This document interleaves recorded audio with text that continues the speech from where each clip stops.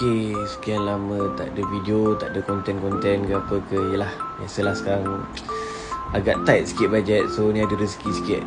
Hari ni aku pergi dekat 7K Audio Accessories dekat area Wong Semaju. So untuk pasang barang ni, lip orang kata. Ni lip untuk ni lip universal. So basically mana-mana kereta pun boleh pakai. Tak kisahlah kau pakai kereta apa sekalipun. Macam aku pakai Vios kan. Kau tengok kat situ, ya Allah, pasrahnya aku tengok tak ada pelapik ke apa ke.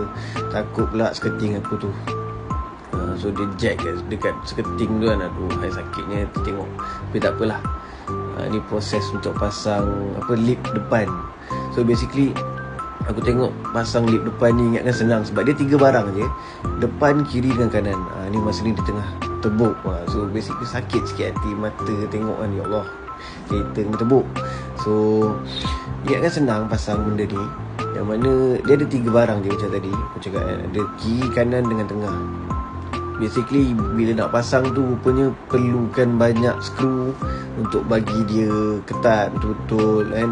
Bila nak pasang pun ada juga ukuran dia. Ingatkan pasang-pasang gitu je, rupanya ada ukuran dia. So bila pasang yang tengah ni pula aku heran, macam takkan dia terlolong gitu kan. Dia macam panjang gitu, tak ada ke pelapik ke apa ke. Ni sekarang ni baru dia letak sikit macam tu, ada jadikan pelapik sendal ada getah tu kan. So bila fikir balik, okey lah, aku ingatkan tak ada penyendal ke apa ke, dia terlolong gitu je. Tak, rupanya ada juga. Okey, masa ni aku rakam sambil tutup mata, tak sanggup nak tengok tengah tebuk lagi sekali.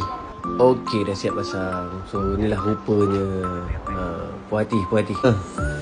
Kemas. Dah banyak skru dah aku pasang. So get ready bumper. Aku akan sondol semua sekali. Harap-harap tak adalah cabut aku punya lip tu lepas ni.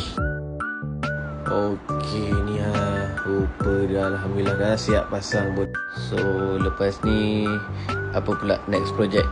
So cubalah korang kalau ada idea-idea kan, cubalah komen-komen, tengok mana tahu idea-idea korang tu bernas, insya-Allah boleh diterima and tak makan mudah sangat, insya-Allah boleh dibuat. So jangan lupa komen.